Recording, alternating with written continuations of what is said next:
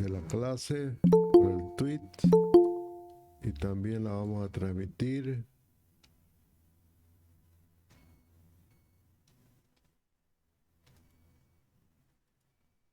por Telegram.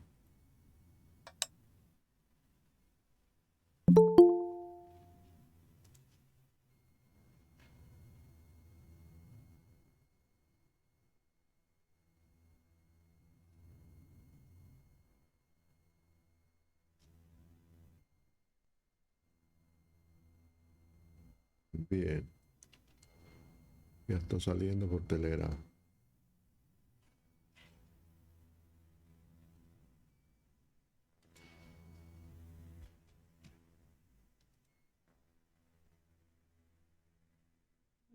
Bueno,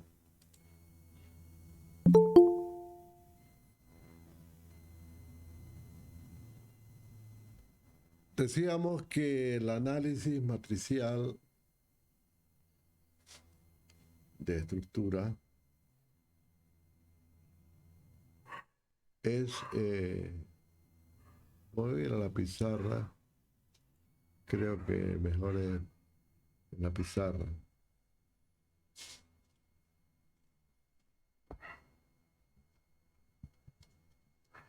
Esto lo vimos en la anterior clase. Decíamos, aquí lo vamos a repetir, decíamos que el análisis estructural, vamos a poner aquí análisis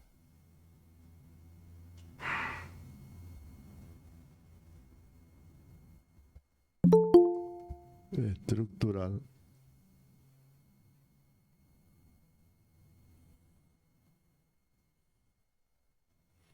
podría ser enfocado desde dos visiones.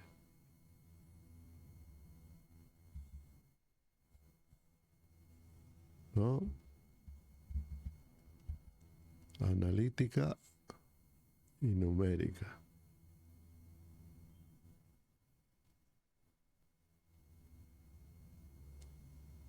Esas son dos visiones, ¿no?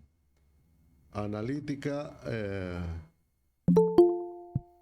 analítica, bueno, con las herramientas de la matemática, esto hablando matemáticamente, ¿no? Desde la matemática tradicional, que es la matemática analítica, que aprendimos en cálculo.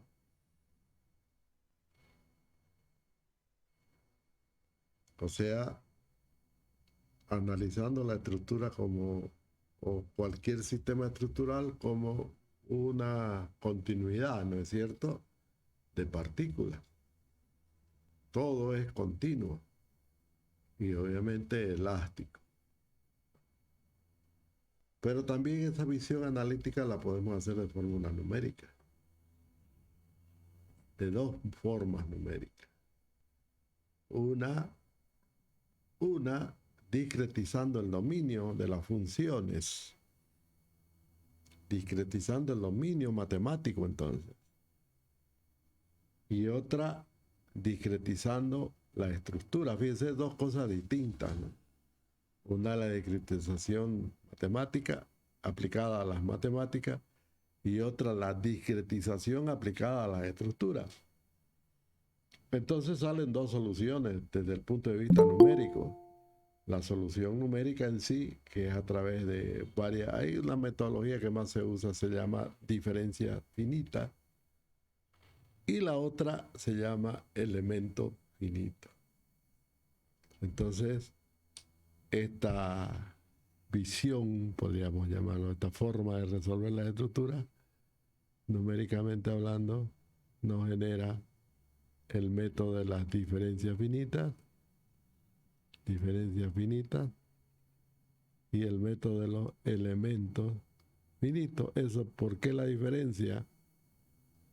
¿Por qué la diferencia?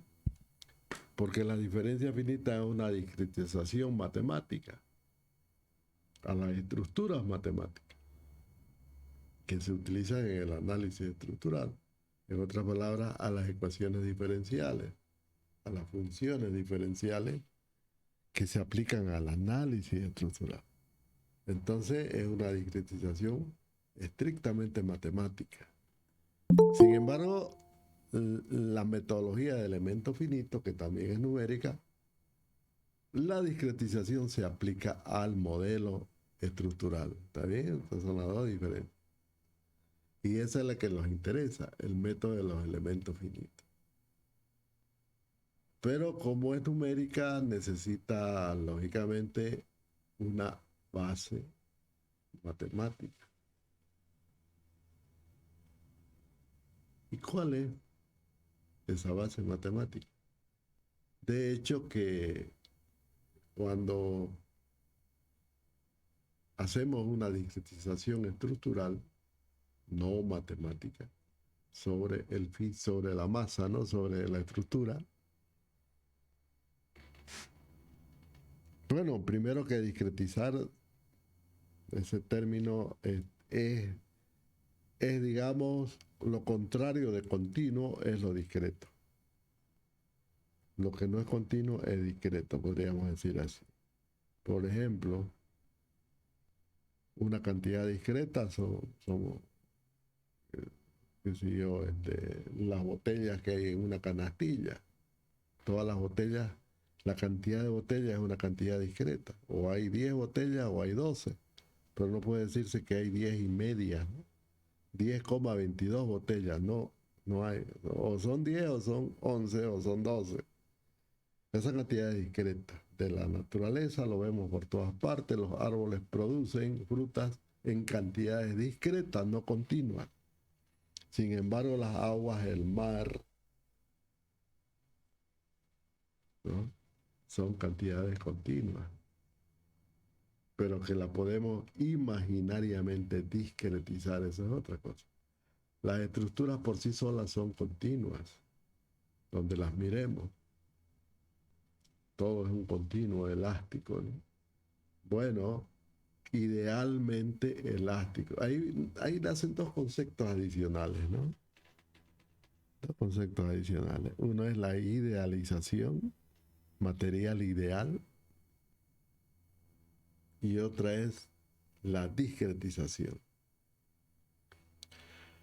Entonces, lo que hacemos en realidad no es más que discretizar imaginariamente lo que es continuo. Y la discretización va a crear elementos. Así como un árbol tiene frutas que en números son discretos. En un árbol tendrá pues 150 mangas. Por decir mango, pues, tendrá 150 mangas por decir un número. Pero no podemos decir que tiene 150,23 mangas. No se puede, ¿no? O si es naranja, igual, ¿no? Lo que sea. Porque eso ya viene discretizado. No puedo decir que aquí en este recipiente hay 10 litros u 11 litros. Claro que puedo decirlo, pero también puedo decir que hay 11,23 litros. Puedo decirlo. 11,319 o 5,02 litros. Claro que puedo decir. Porque las masas líquidas son continuas. La estructura también es continua. Una losa, ustedes la ven, es continua, ¿no? Así se ve una losita, por ejemplo, continua. ¿No es cierto?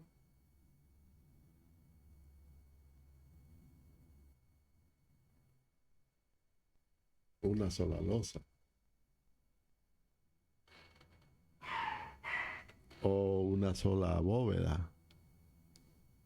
Si fuera, por ejemplo, una bóveda, ¿no?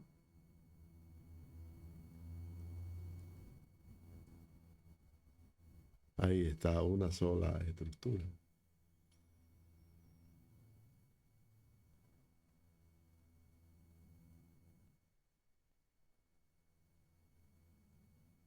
Sin embargo, yo imaginariamente puedo discretizar esto, ¿no? Imaginariamente digo, ¿no? lo puedo dividir entonces en elementos. No me gustan esas rayas, vamos a borrar las todingas. Vamos a ponerla continua.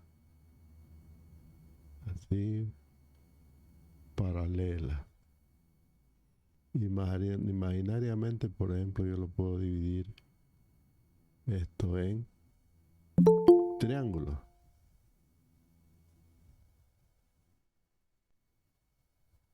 O en rectángulos. ¿Es cierto? Y tomar uno de ellos, por ejemplo ese, y estudiarlo. Fíjense que me van a aparecer nodos como uniones entre los elementos. Pero aquí aparece el concepto de discretización estructural. Esa es la discretización estructural. No es más que la sustitución del continuo por un conjunto de elementos finitos. Del continuo elástico.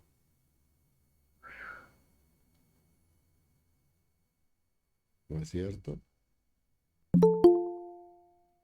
Entonces, la ecuación que me representaba la placa completa ya no la necesito, porque estoy aplicando otra cosa. Claro, voy a usar esa ecuación, pero ya en el elemento. En el elemento, ahí la voy a usar. Para el elemento pequeño, ¿no? El elemento finito. Y fíjense que al unir ese elemento con los demás y formar otra vez la estructura, eso le llamaremos ensamblar. Cuando ensamblamos todos los elementos para formar nuevamente la estructura, necesariamente van a aparecer ecuaciones de ensamble. Esas ecuaciones de ensamble necesariamente son sistemas lineales. Y vamos a ver por qué es lineal. Eso nos conduce a sistemas lineales. Y por supuesto que para plantear las ecuaciones lineales se requiere de el análisis que nosotros le llamamos lineal, ¿no? El álgebra lineal. Pero ¿cómo es qué es cuál va a ser el elemento matemático del álgebra que me permita formar esas ecuaciones? ¿Cuáles serán?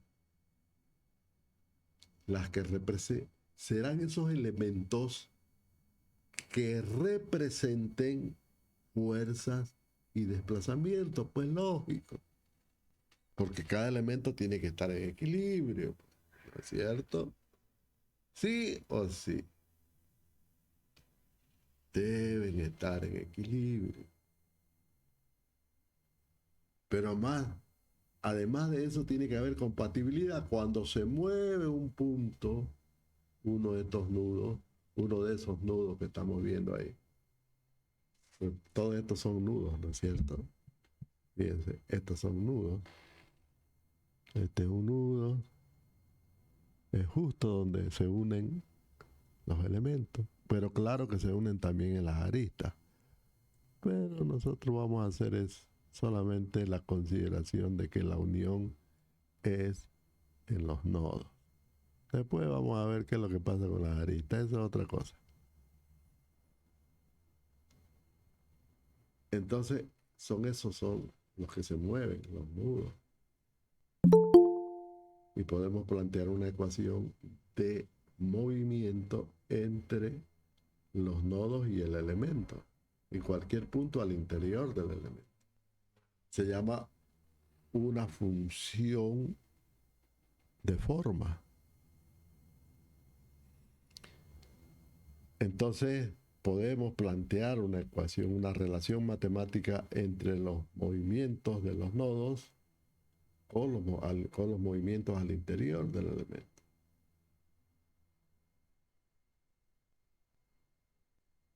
Entonces, ¿cómo matemáticamente representamos los movimientos? al, al haber movimiento necesariamente tuvo que haber trabajo, tuvo que haber fuerza. Para que exista un movimiento se necesita fuerza. Porque sin fuerza no hay movimiento. No, no existe movimiento. Aplicamos la fuercita y se produce el movimiento. Y en ese momento que aplicamos la fuercita, se produce el movimiento, la fuerza hace trabajo. Fíjense.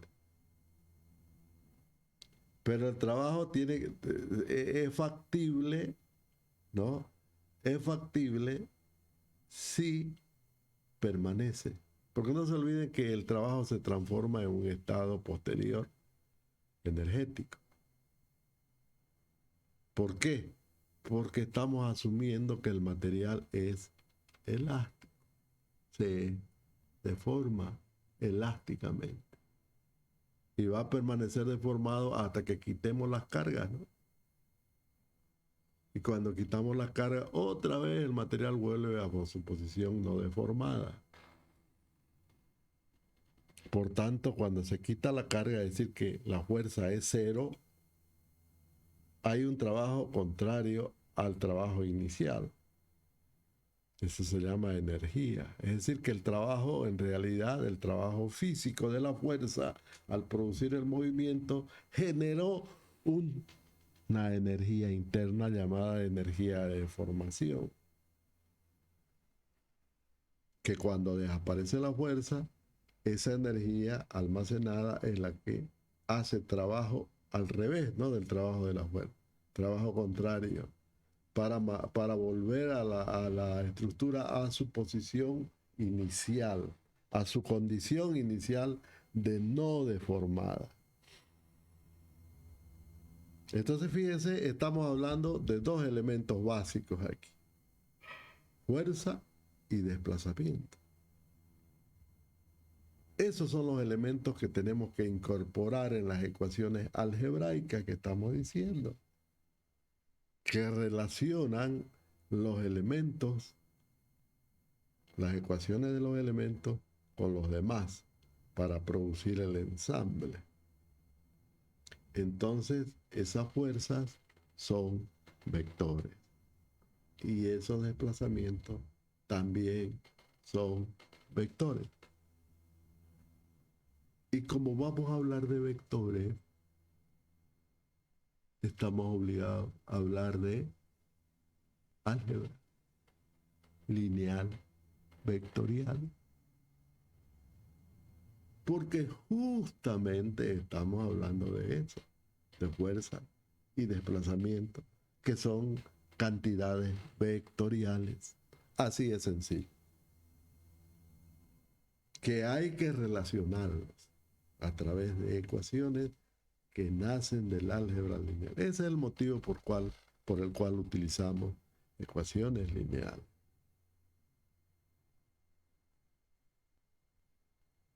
¿Y quién estudia las ecuaciones lineales? ¿El álgebra lineal? Claro que sí. A partir de vectores. ¿Y qué forman los vectores? Todo el conjunto de vectores fuerzas, pues, aquí van a formar un espacio. Bueno, el asunto es que lo estamos viendo los vectores en la estructura como, como fenómeno físico. Porque una fuerza es un fenómeno físico. El peso de un ladrillo es un fenómeno físico. Una fuerza gravitacional, ¿no? El peso del muro, el peso de la misma estructura, el peso de las personas, el peso de los vehículos, etcétera, son fuerzas reales. ¿No es cierto? Que provocan desplazamiento, que los podemos medir, podemos ver qué ocurre en esos desplazamientos, que tienen un valor y que también son cantidades vectoriales. Bueno, eso es físico. Matemáticamente podemos manipular los vectores sin necesidad de que sean físicos. ¿Eh? A eso nosotros le denominamos, usamos un término, ¿no? Que es, no decimos que el vector es ficticio, no. ¿Mm? No decimos que un vector es ficticio, matemáticamente hablando, un vector, ¿no? Así como aparece en el álgebra lineal, como el concepto de espacios vectoriales, ¿no? Sencillamente de que los vectores en el álgebra de espacios vectoriales, ¿no? Son, no son físicos para efecto de entenderlo matemáticamente. Para efecto de entenderlo matemáticamente. A eso nosotros le llamamos abstracto. Entonces los espacios vectoriales son abstractos. Algo parecido a decir ficticio, algo parecido, no es lo mismo. Conceptualmente no es lo mismo. Algo imaginario, ¿no? Nacido de la mente, porque es lo único que puede hacer abstracción es la mente, el razonamiento humano. Entonces decimos que es abstracto. Por lo tanto, un espacio vectorial es abstracto. Cuando hablamos de espacio vectorial, los vectores que lo forman no son físicos. Es decir, no son fuerzas, ni desplazamientos, ni lo que sea. Son sencillamente vectores matemáticos, abstractos. ¿Está bien? Por lo tanto, los espacios vectoriales son abstractos. Abstractos. Y ya sabemos que estos vectores que forman espacios vectoriales se pueden manipular matemáticamente a través de ecuaciones, a través de funciones matemáticas. ¿Cierto? Eso es el álgebra lineal. ¿Está bien? Sobre esa álgebra lineal se va a asentar todas las ecuaciones y relaciones matemáticas que nosotros obtengamos del análisis estructural. ¿Está bien? Por lo tanto, le estamos dando otra visión al análisis estructural. ¿Está bien?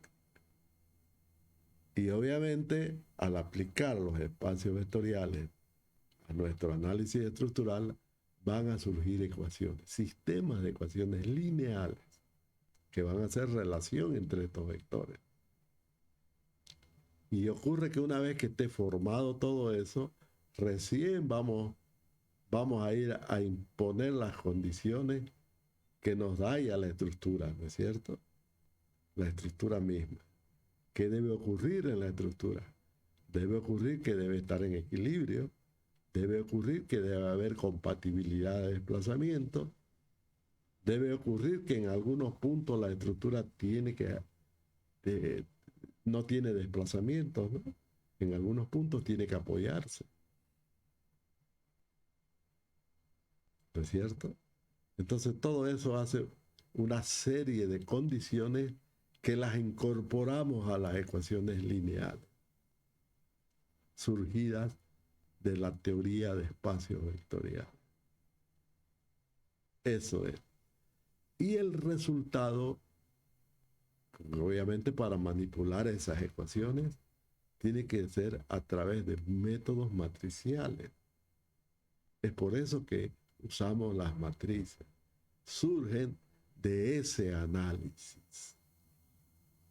Por eso es que le llamamos análisis matricial de estructura, porque al fin y al cabo todos tenemos que resolverlo a través de matrices y vectores.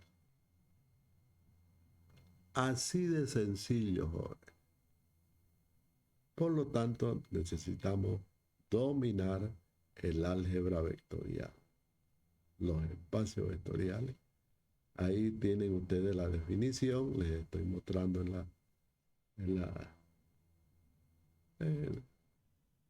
vamos a hacerlo un poquito más grande para que se vea.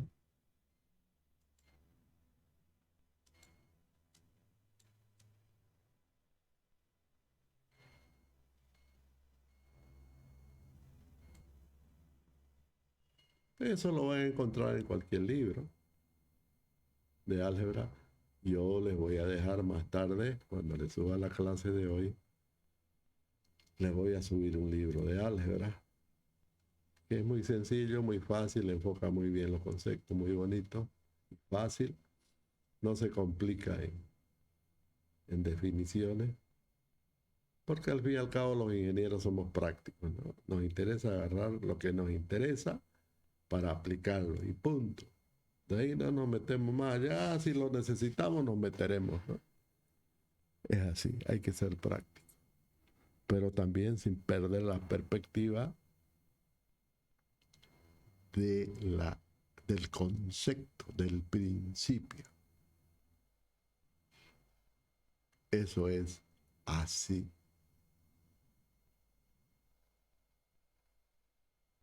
Bueno, dicho esto, hablaremos de las estructuras. Vamos a hablar de las estructuras. Vamos a dejar de lado los espacios vectoriales porque tenemos que, ya lo sabemos esto, no tenemos por qué estar hablando otra vez de Mach 100, ¿no? Ya pasamos Mach 100 al cuadrado. Bueno, ya lo pasaron, han aprobado esa materia, por eso están acá. Entonces ya yo no voy a hablar de eso. Pero en los exámenes yo toco eso porque es obligatorio, pues no es cierto. Pero de todas maneras lo vamos a ir viendo en la medida en que vamos avanzando, porque igual tenemos que tocarlo. Bien, esto es matemática.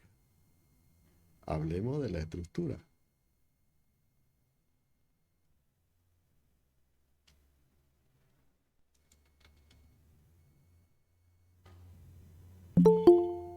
Resulta que cuando se aplica una fuerza hay un movimiento. Eso ya lo sabemos. Pero el movimiento debe ser tal que no modifique sustancialmente la forma de la estructura. Eso es distinto. Le estamos poniendo condiciones al movimiento. El conjunto de movimientos que ocurran producto de las fuerzas va a producir una deformación en la estructura. Fíjense que la sumatoria de desplazamientos crean la deformación, crean lo que nosotros le llamamos deformada. Pero la condición de, al menos en esta materia, es que esa deformación sea tal que se puede aplicar cualquier ecuación, ya sea en la estructura deformada o en la estructura no deformada. Porque una cosa es la estructura deformada, cambio de forma, ¿no? Y otra cosa es la estructura sin deformar. Fíjense. ¿Y cuándo va a ocurrir eso? ¿Cuándo va a ocurrir que las condiciones de las fuerzas no modifiquen sustancialmente su posición? Cuando los movimientos sean muy pequeños.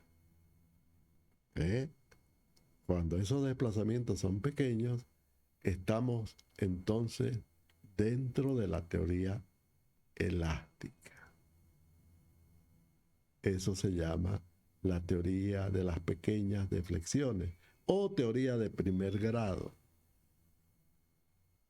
Quiere decir que todas las ecuaciones las podemos aplicar tanto a la estructura deformada como a la estructura no deformada. Y esa condición que estamos asumiendo en este momento,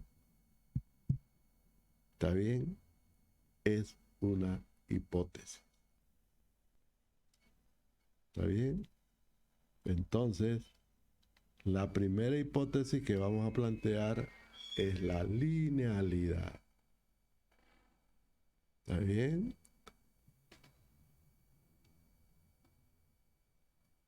Hipótesis. Me está estorbando este micrófono. Vamos a mover un poquito acá.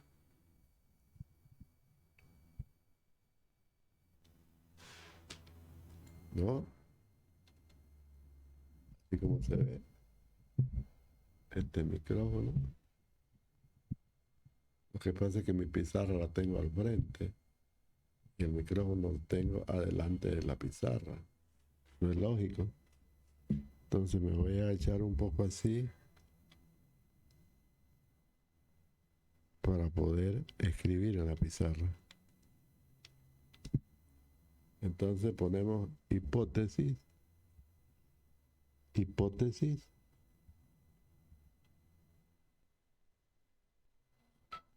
Primero, teoría de las pequeñas deflexiones. De las pequeñas deflexiones.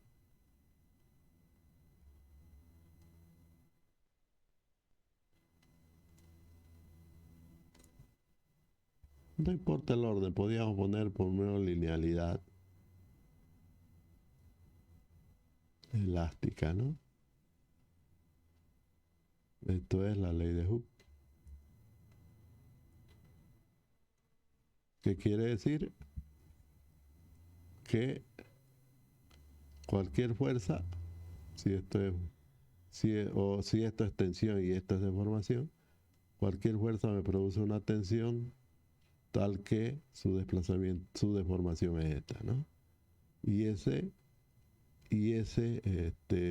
modelo estructural es lineal, porque son directamente proporcionales las tensiones con las deformaciones. Y ya sabemos que las tensiones las producen la fuerza, ¿no? Básicamente es esto, la teoría de las pequeñas deflexiones y la linealidad. Ahora que el material, para que cumpla esta condición, pues tiene que ser pues un material elástico.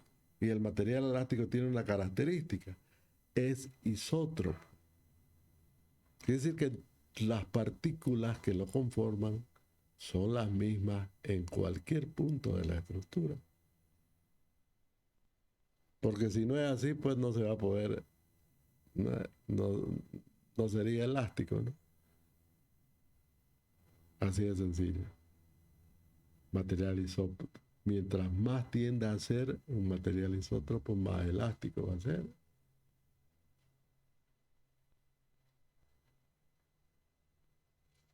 Entonces fíjense que estas tres condiciones físicas nos generan otras. El hecho de que podamos aplicar las ecuaciones matemáticas sobre la estructura deformada o sobre la no deformada y que nos lleven a los mismos resultados es también una condición de estas hipótesis. O sea, es una consecuencia, mejor dicho, de aplicar estas condiciones. Porque si las deformaciones son muy grandes, ya las cargas se mueven y generan otro trabajo, otra deformación adicional, ¿no? Ya cambia la figura. Las ecuaciones ya no van a ser las mismas. Estaríamos en la teoría de las grandes deflexiones, lo vamos a ver más adelante. Uno de esos ejemplos es el efecto P delta en las columnas. cuando se deforman más allá de la linealidad. Y ya podemos hablar de un comportamiento distinto del material, ya no material elástico. Ya hablamos de la teoría elastoplástica, pero eso es otra cosa, lo vamos a ver, si nos da tiempo, el semestre es muy corto, lo podemos ver más adelante, y ya eso es aplicando los materiales, ¿no?, a la teoría. Entonces, estas hipótesis nos generan otras. Por ejemplo, en el caso de las estructuras prismáticas, que es la que vamos a estudiar en este curso, las que vamos a analizar en este curso son las prismáticas, solamente las estructuras prismáticas. Les decía que aparece la famosa hipótesis o teoría, en algunos libros se llama teoría, en otros le dicen hipótesis, bueno, es lo mismo. La hipótesis de Navier o el principio de Navier, que la sección es plana antes y después de la deformación. Pero ese producto de él, que las fuerzas son pequeñas y que los desplazamientos también. Al desplazarse, por ejemplo, al moverse, eso lo podemos ver en una viga, ¿no?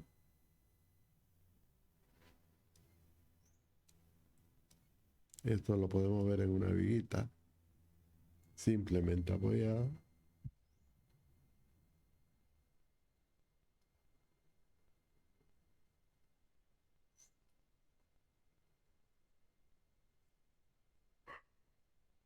Ahí está la viguita. Digamos que está apoyada así. Cuando le aplicamos una fuerza,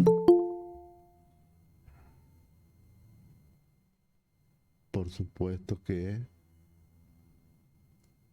va a ocurrir que esto se va a deformar. Bueno, vamos a hacerlo así, ¿no? Ya se me hizo un aro. Esto se va a deformar producto de la aplicación de esa fuerza. Y esta sección, que originalmente era así, ahora se ha inclinado, ha girado, pero ha girado recta. Ahí está, obviamente que está exagerada, ¿no? El giro es muy pequeño. La sección se mantiene recta. Eso garantiza que solamente aparezca un solo eje neutro. Eso ya lo sabemos. Esa es la hipótesis de Navier. ¿Está bien? Y los otros son principios. Por ejemplo, el equilibrio. La estructura debe estar en equilibrio. ¿Qué quiere decir eso? Que cuando aplico esa fuerza, en realidad la estructura no debe moverse, solo debe deformarse, pero no moverse. Eso es lo que garantiza, ¿no es cierto? Eso es lo que garantiza la existencia del trabajo y la energía. Porque ahí es donde se produce. Porque si se mueve eso, si se mueven los apoyos, eso se va a mover como un sólido rígido en el espacio y nunca se va a producir trabajo. Fíjense que los sólidos rígidos en el espacio, que se mueven indeterminadamente, no producen trabajo. Y por supuesto no hay energía de deformación. Entonces, para que ocurra el trabajo, necesariamente tienen que imponerse restricciones. Por eso es que preferimos hablar de restricciones, ¿no? Restricciones de apoyo o restricciones externas. Son los apoyos, que son externos a las estructuras. no forma parte de las estructuras. Entonces eso lo estudiamos aparte. Lo estudiamos aparte.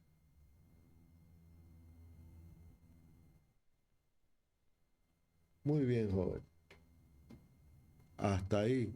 ¿Cómo andamos? ¿Cómo andan los apuntes? ¿Alguien está mirando la clase? Sí, ingeniero. Ah, por lo menos hay uno, ¿no? ¿Y los demás? Sí, ingeniero. Sí, ingeniero. Sí, ingeniero. ¿Se entiende? Sí, ingeniero. Presente, presente. ¿Se entiende?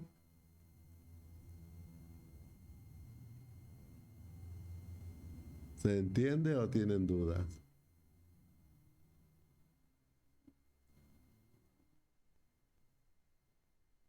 Parece que se entiende. O parece que todo el mundo está con dudas. Sí, estamos mirando ahí. No, pero yo sé que están mirando. Pero ¿están entendiendo lo que están mirando? ¿Lo que están escuchando?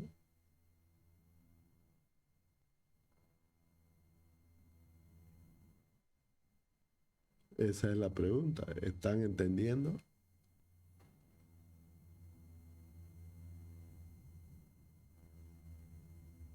Nadie responde.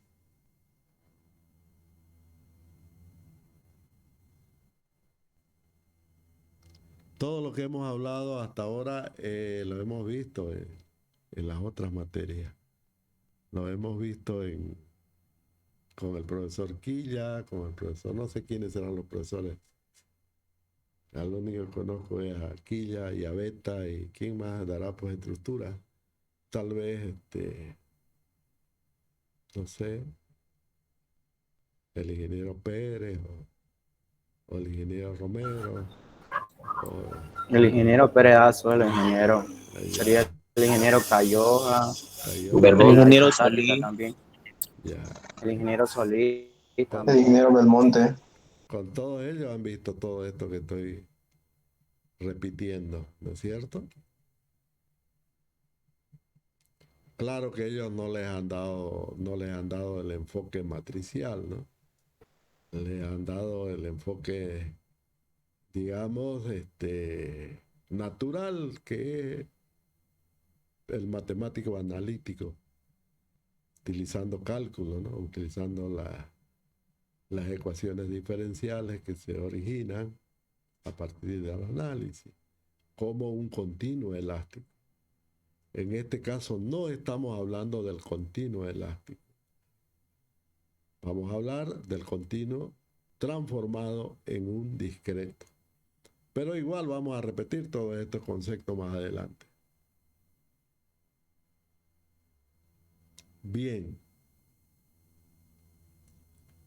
Entonces, hay hipótesis que son relativas a la estructura. La linealidad, la superposición de efectos, por ejemplo, te viene de esas hipótesis, ¿no? De la teoría de las pequeñas deflexiones y de la linealidad. De ahí aparecen las otras, ¿no? Que en su conjunto, bueno, como las conocemos como hipótesis. Bueno, en la ingeniería estructural, las estructuras se clasifican según su forma, según el material con que están construidas. Hay varias formas de clasificar las estructuras. Nosotros vamos a usar una clasificación de acuerdo a su forma. Entonces le vamos a llamar a esta parte, le vamos a poner subtítulo de clasificación de las estructuras. Clasificación estructural. Es lo mismo, ¿no? Fíjense que las estructuras las podemos clasificar entonces según su forma. Para nosotros van a haber estructuras que le llamamos, vamos a poner acá, estructuras prismáticas.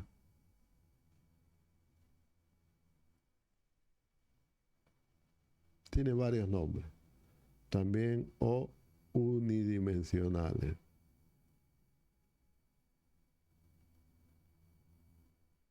También se denominan o estructuras discretas. También se denominan así. Esto es lo mismo. Entonces, cuando vean en alguna literatura, en algún libro, hablar de las estructuras prismáticas, es lo mismo que hablar de las estructuras unidimensionales o de las estructuras discretas. ¿Ok? Las estructuras discretas. Es lo mismo. Son aquellas estructuras compuestas por elementos largos, donde una de las dimensiones es más importante que las otras dos.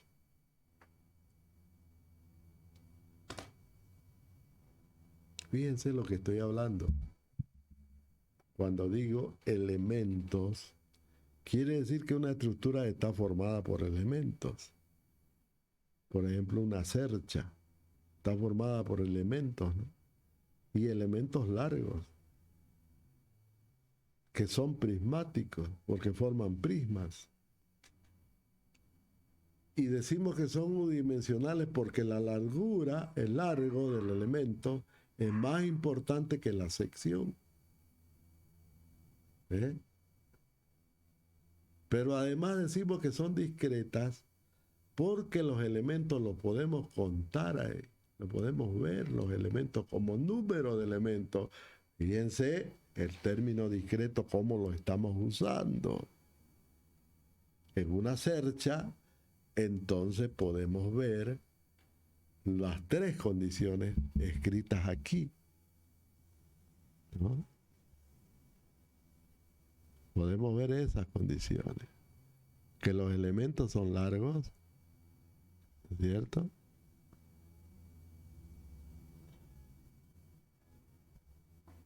Son prismáticos porque forman prismas. Son unidimensionales porque son largos respecto de la sección. O sea, el largo es más importante que la sección misma, ¿no? Que las otras dos dimensiones. Las otras dos dimensiones son relativas a la sección. Pero además, la estructura es discreta. ¿Por qué? Porque está conformada por elementos que los podemos contar ahí. ¿Cuántos elementos hay? Podemos ver que hay una cantidad finita de elementos y que cada elemento por sí solo es un elemento finito. Tiene dimensiones finitas y todos tienen la misma característica estructural. Todos están sometidos a tensión de compresión o de tracción. ¿No es cierto? Todos tienen esa característica. Todos tienen un nudo. Todos tienen un nudo en sus extremos.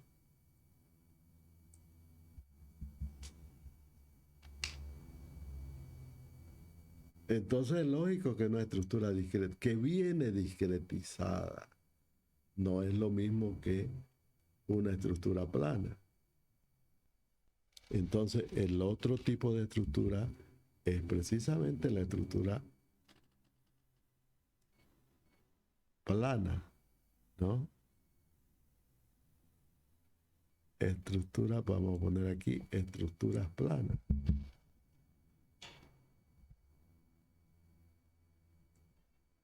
¿Mm?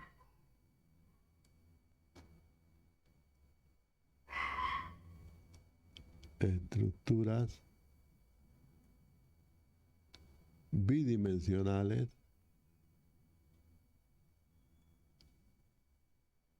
Está mal.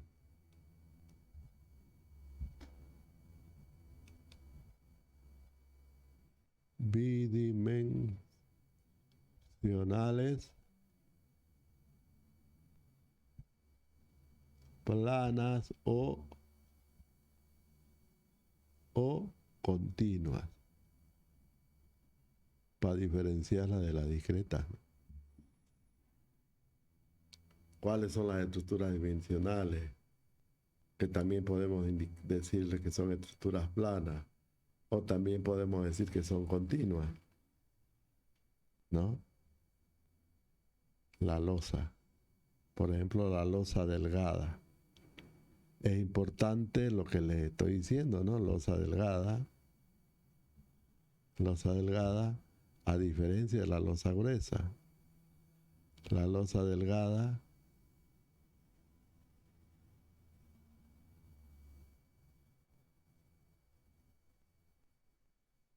¿está bien? Donde la superficie es más importante que el espesor. Esa es una estructura plana. Las losas delgadas, ¿no? Las cáscaras, como las bóvedas, ¿no? O el domo. Claro, tienen un espesor, de hecho que tienen un espesor, ¿no? Un espesor muy, muy delgado. Entonces, esas son estructuras, a diferencia de las que vimos anteriormente, son continuas, no son discretas. Fíjense que aquí tenemos que necesariamente aplicar la discretización para poder utilizar el método que nos ocupa, el método matricial. También se aplica aquí. Pero para ello tenemos que discretizar, transformar la estructura continua en una estructura discreta. ¿Está bien? O convertir. En realidad no se dice así, ¿no? Se dice sustituir el discreto por el continuo. Eso es lo que en realidad hacemos. Porque fíjense de que estamos hablando de un modelo matemático aplicable, que puede ser al continuo o al discreto. Cuando hablamos del modelo discreto, es que esa discretización la aplicamos a un modelo continuo.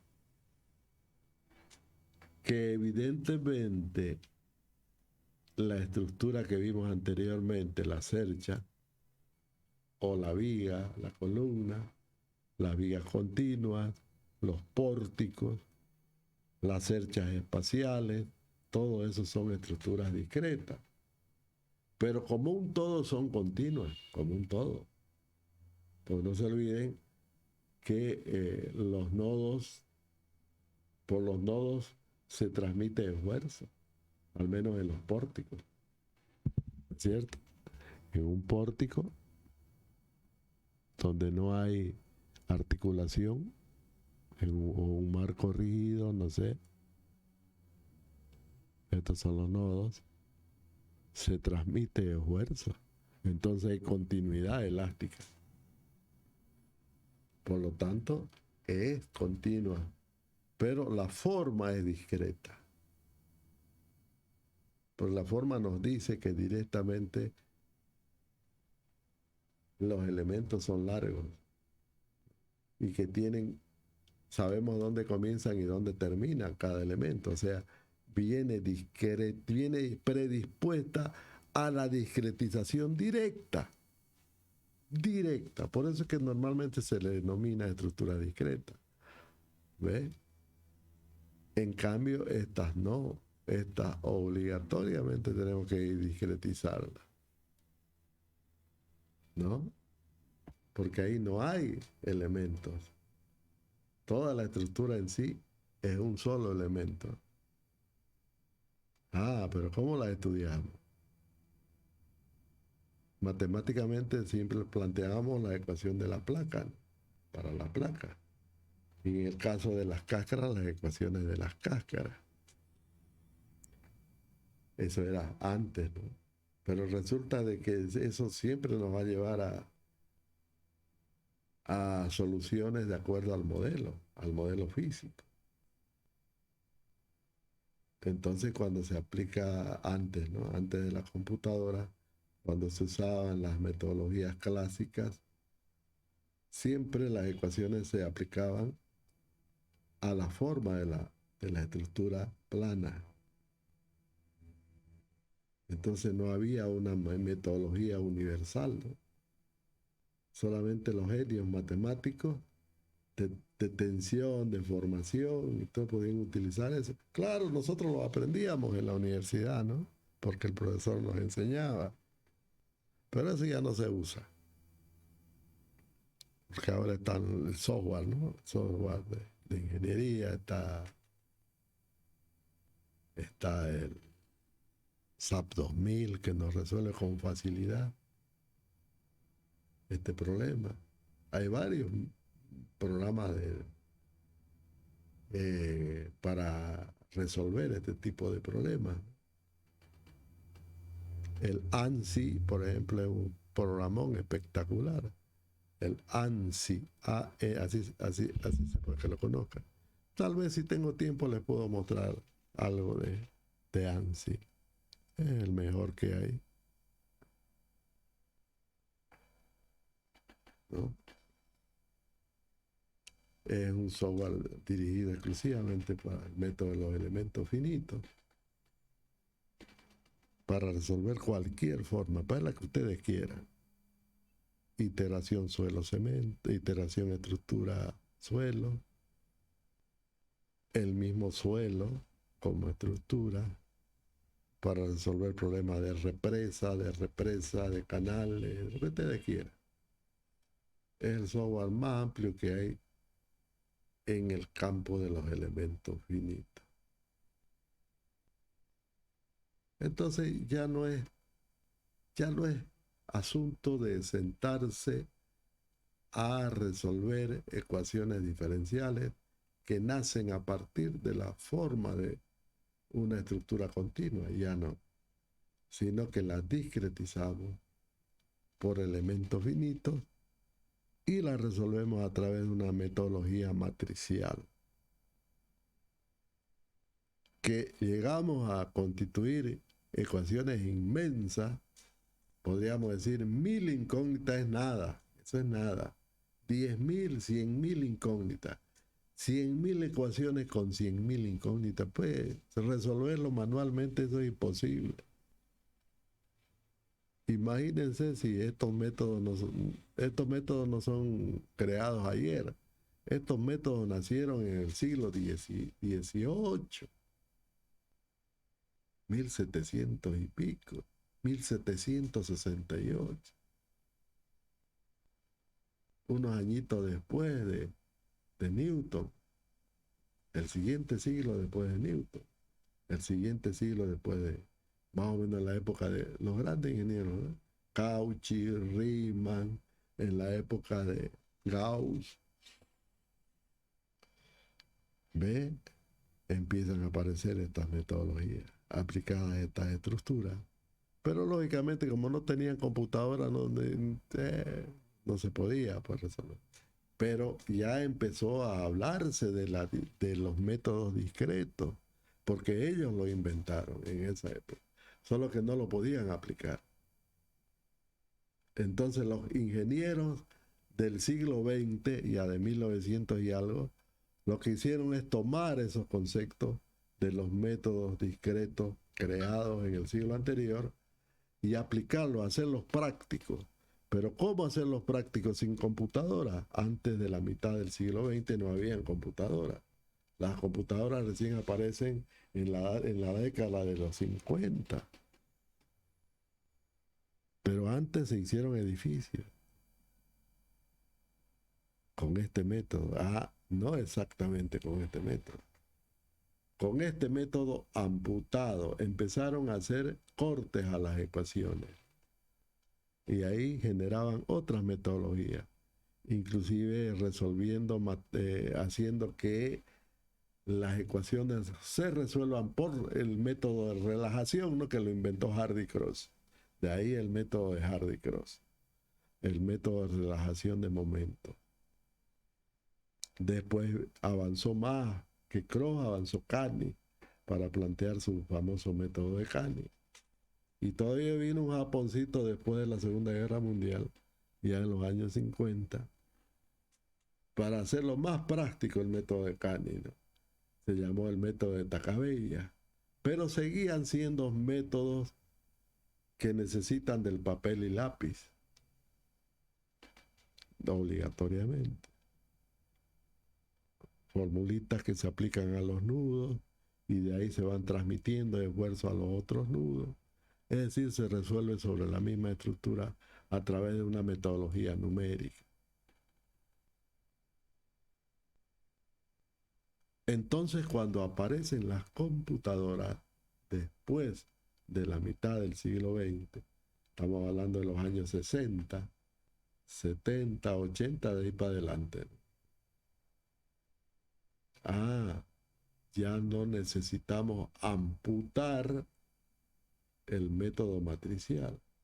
Ya no necesitamos recortar las matrices, hacer otras consideraciones, sino incorporarlas directamente tal como viene. Porque basta hacer un programa con un bucle para resolver cualquier sistema de ecuación lineal. Antes el problema era la memoria. Ahorita ya no es el problema la memoria. Ahorita el problema es velocidad de cálculo. ¿Está bien? Y obviamente digo velocidad, ¿por qué? Porque la secuencia de operaciones numéricas al interior de un computador genera errores. Hay errores, se arrastran los errores, fundamentalmente el error del redondeo, ¿no? El error del redondeo, por eso es que tenemos que poner cantidades o mejor dicho, números con mantizas grandes. Mantizas ya no de 4 bytes o de 8 bytes, sino de doble precisión. Estamos hablando de 18, 20, 25 bytes para una, por ejemplo, para una mantiza.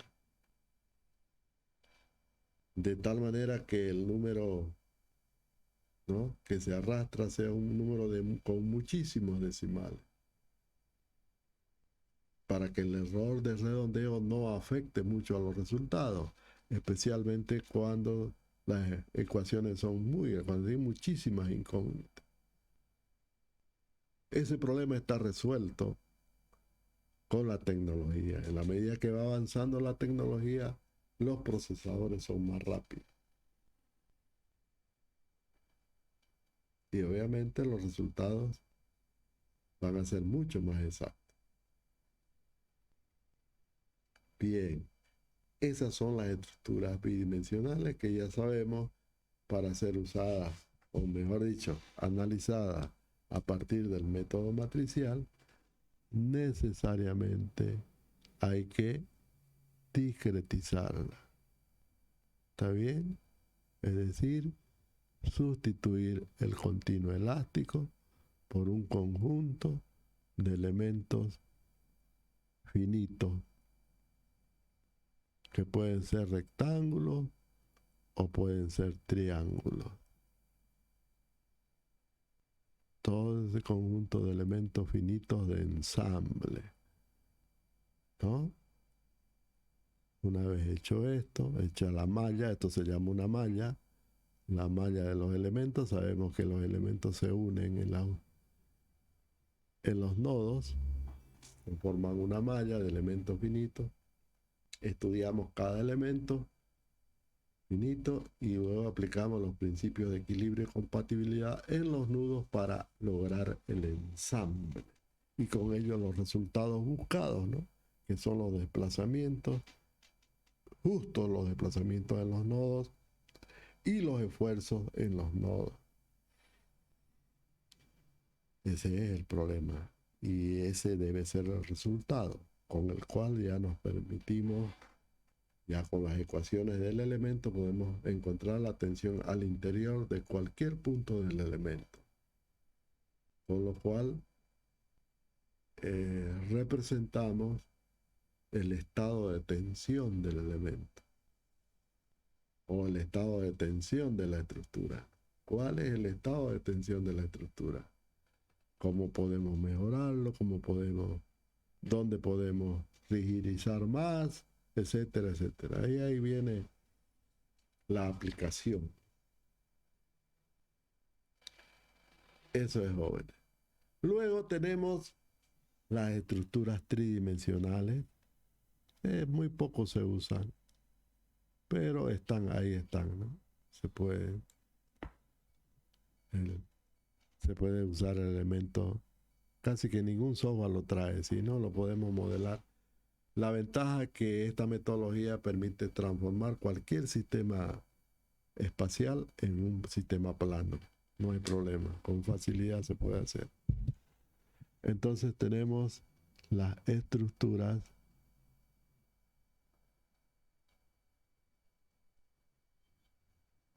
tridimensionales.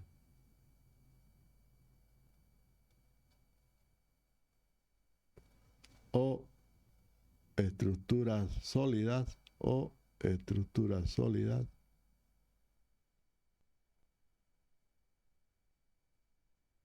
también estructuras sólidas continuas, ¿no? Porque también son continuas. ¿Está bien?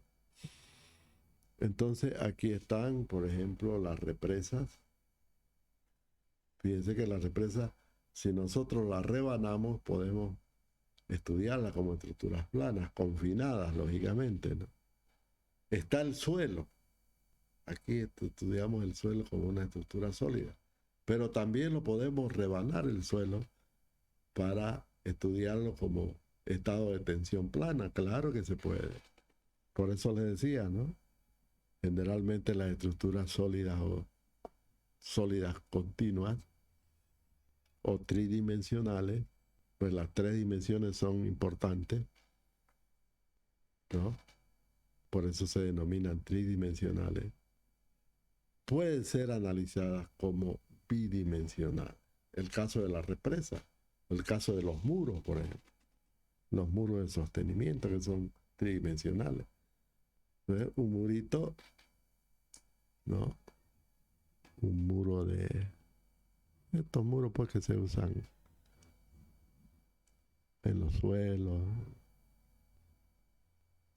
Son los... Tratar de dibujar uno.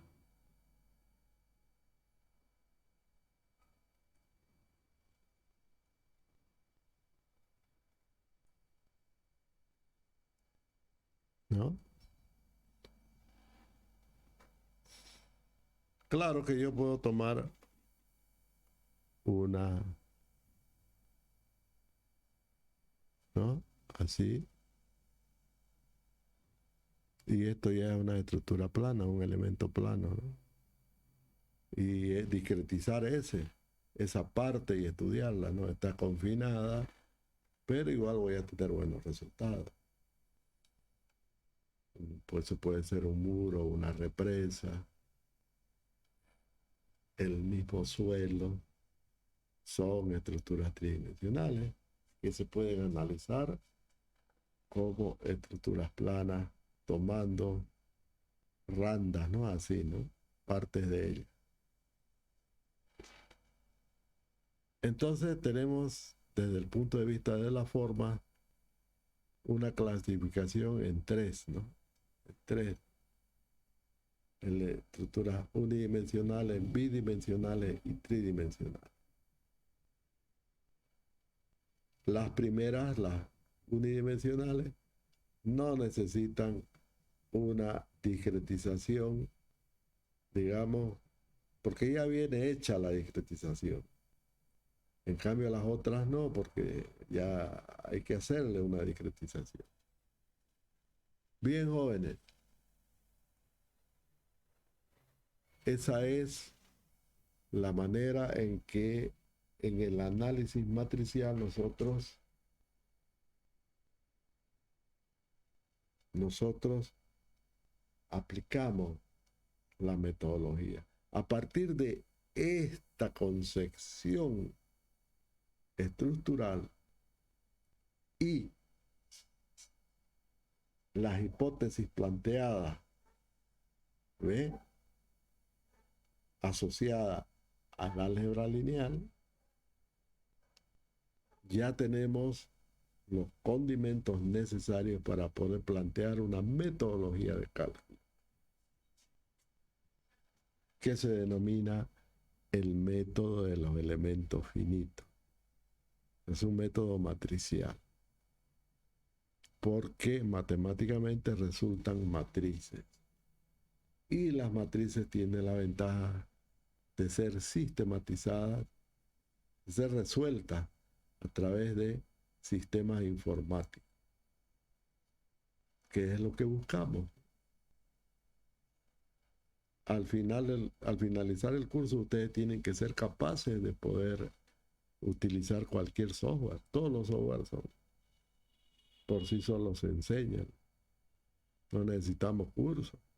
Solo necesitamos lo que necesitamos es el concepto nada más. Ustedes tienen que saber. Inclusive ustedes mismos pueden crear su software. Vamos a ver que con el CILAT, por ejemplo, con un software de matemática, vamos a hacer aplicaciones prácticas. Como siempre vamos a llegar a un número de ecuaciones muy grande, va a ser imposible hacerlo manualmente. O sea, papel y lápiz, resolver una matriz de 10 por 10 ya es un problema, que nos va a llevar horas y horas. Eso lo vamos a resolver con el software. El software es el que nos va a resolver. Cualquiera sea la ecuación, el único límite será la memoria de la máquina.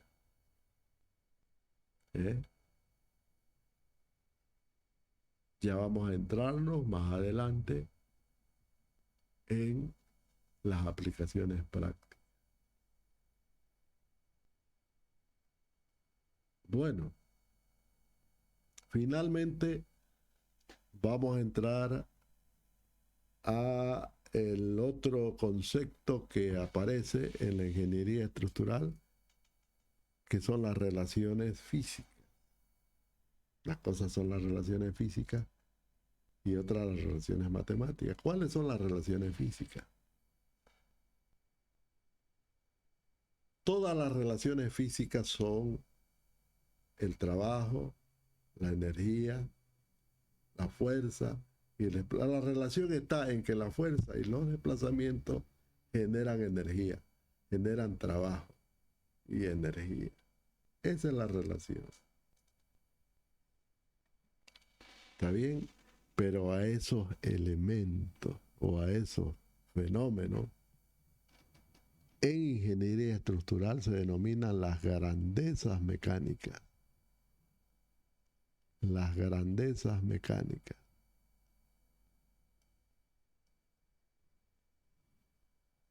¿Cuáles son las grandezas mecánicas? Las fuerzas, los desplazamientos,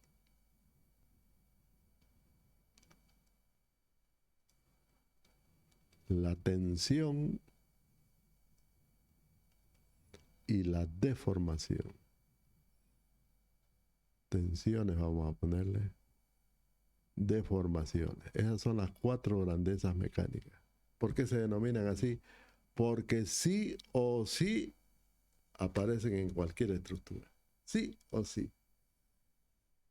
Sea bidimensional, unidimensional, lo que sea.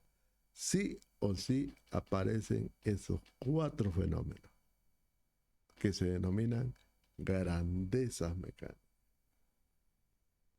Un sistema estructural sí o sí está sometido a fuerza. Esas fuerzas producen desplazamiento. Los desplazamientos producen deformaciones y las fuerzas producen tensiones al interior de la masa. ¿Está bien? Está claro, ¿no? Quiere decir que las grandezas mecánicas siempre estarán presentes. En todas, ninguna estructura se salva de esto. Estoy hablando de grandezas mecánicas. Pero de aquí surge el trabajo y la energía. Que si bien no es una grandeza mecánica, esto es otro tipo de fenómeno, ¿no? No es mecánico, sino que es el resultado de la acción en el tiempo de las fuerzas y los desplazamientos. ¿Está bien?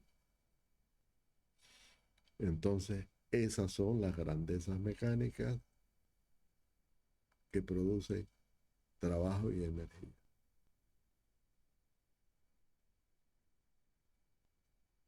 Bien, jóvenes, ¿alguna pregunta, alguna consulta, alguna duda hasta aquí?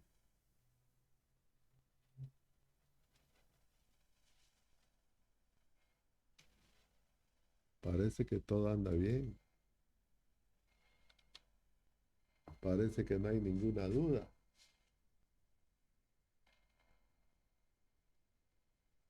No sé pues si estarán viendo, si estarán... después lo vamos a saber eso. Con los apuntes lo vamos a saber eso. Porque ya sea al vivo o grabada la clase, para hacer apuntes sí o sí hay que ver la clase.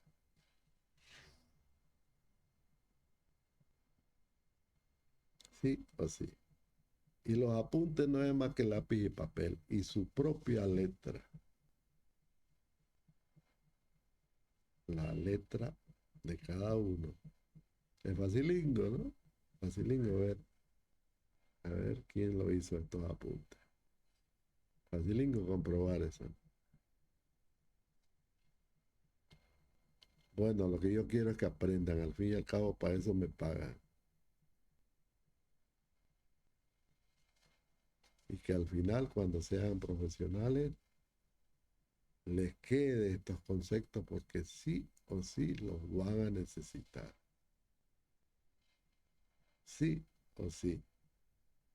Cuando trabajamos ya haciendo edificios, ¿no? En mecánica de suelo, en lo que sea, sí o sí aparecen estos conceptos. Bueno, jóvenes, vamos a dejar la clase por hoy. Vamos a dejar la clase por hoy. Y si no tienen ninguna duda,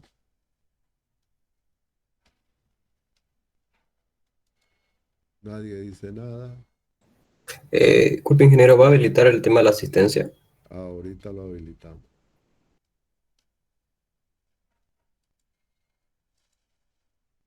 Vamos a irnos entonces a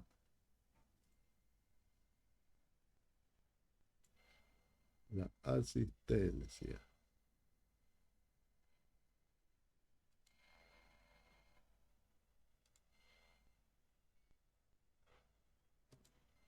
Vamos a poner asistencia.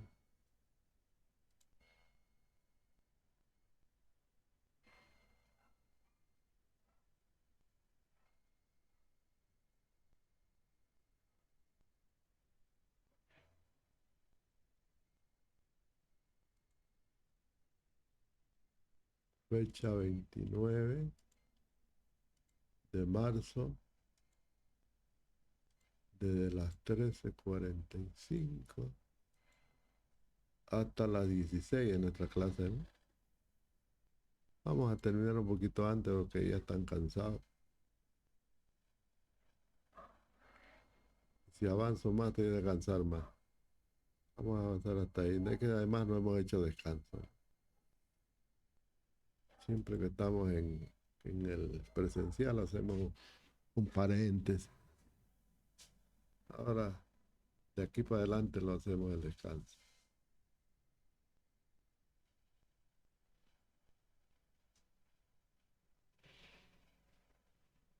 Entonces decíamos, ya.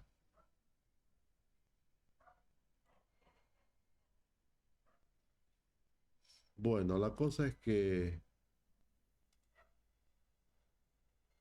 a partir de este momento, fíjense, les va a aparecer en su computadora, todavía no aparece, no, en su plataforma. Tienen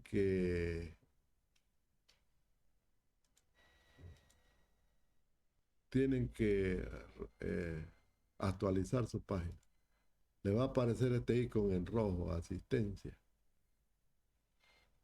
¿Ok? Tienen que actualizar su página. Actualicen y le va a aparecer asistencia. Hacen un clic ahí y aquí les va a aparecer subir asistencia o algo parecido. O marcar su asistencia. Ustedes hacen un clic ahí y ya está. ¿Ah? Ya varios lo han hecho, ¿no? Varios lo han hecho. Ahí está. Vayan poniendo su asistencia. Varios han hecho ya. A ver, 1, 2, 3, 4. 1, 2, 3, 4 no han hecho. Y los demás, aquí los pillo yo.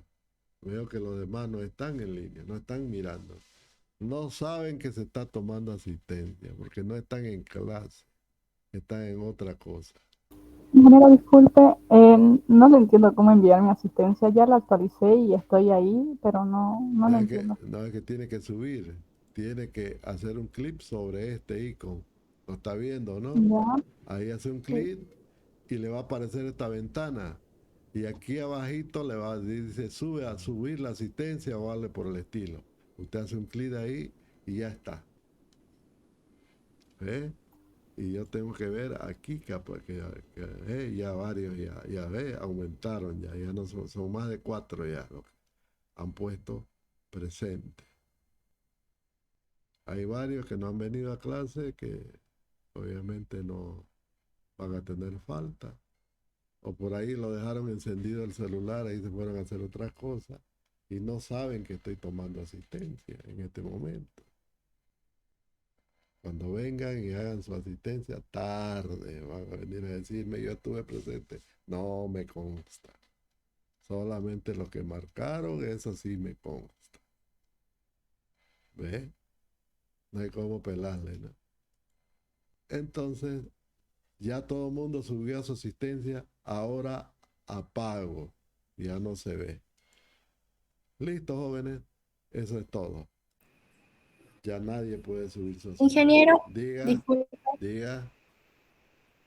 le consulto, las personas que todavía no hemos adicionado a la materia, ¿cómo sería con el tema de la asistencia? A partir de el sistema marca la asistencia solamente para los que están inscritos.